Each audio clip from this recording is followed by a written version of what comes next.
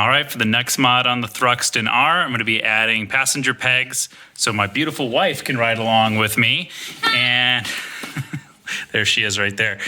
And we have the kit that I picked up from Triumph from the dealership. They actually had these on sale. Normally the kit is like 140 bucks. I got these for 75 bucks. Not sure why they were so cheap, but glad that they were. Saved me a bunch of cash on getting this bike set up for the pegs. So basically these come with a kit.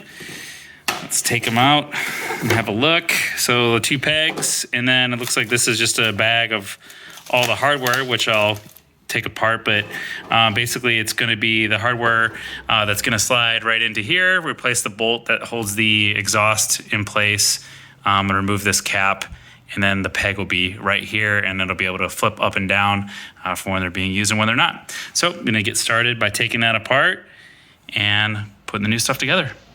Okay, so first step here is to remove the current hardware. Let's do that with the hex key and a wrench. It's always good to cover up your exhaust so you don't ding it or touch it with your hands, because that stainless steel finish, fingerprints can get burned into it. So then once we have that taken out, we can put in the new peg mount, which actually has this little, I guess we'll call that a little nipple or something right there. And it fits into the hole right there to make sure that the peg itself isn't going to be spinning around. So that actually just goes right in like that. And then I'm going to grab my nut that was on the back before and put that back in. Thank you, Mike. It's nice having an assistant. Boom. Okay, so the new peg mount is in place, and now it's a matter of figuring out the puzzle of the peg hardware to get that set up.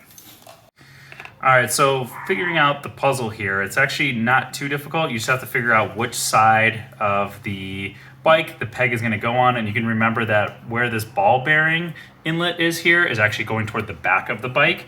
And the way it's going to be assembled is you're going to drop the spring in, and then you're going to grab a ball bearing like that, and that's going to go in there, and this is what's going to allow the peg to go click up and click down. Now the function of it is this clip is kind of like the lock, and this is how it locks in place, and it's going to turn and go up, keep preventing the ball from obviously falling out. It's going to turn and go up, and that's how you lock it. So what we're going to do is we are going to put the clip in here like that. And then I'm going to take my ball bearing and I'm going to push with my finger and hold it in place, and then kind of jam that in there. Kind of heard that click. And then I'm going to grab this dowel here and slide it in from the front. Boom. And now it's in place. You can see clicks up, clicks down, and I have the grip of the peg is facing forward, so my passenger's foot would be on there like that. And that's how it clicks in place. And then the last little bit is actually going to be this clip. And this clip you just pop right onto the back. Like so, boom. And that side's done. All right, pegs are in both sides. That was actually a lot easier than I thought it was going to be.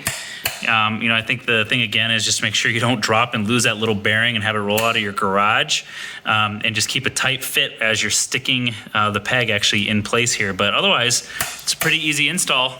And now you can ride 2 up on the Thruxton R. This project's done.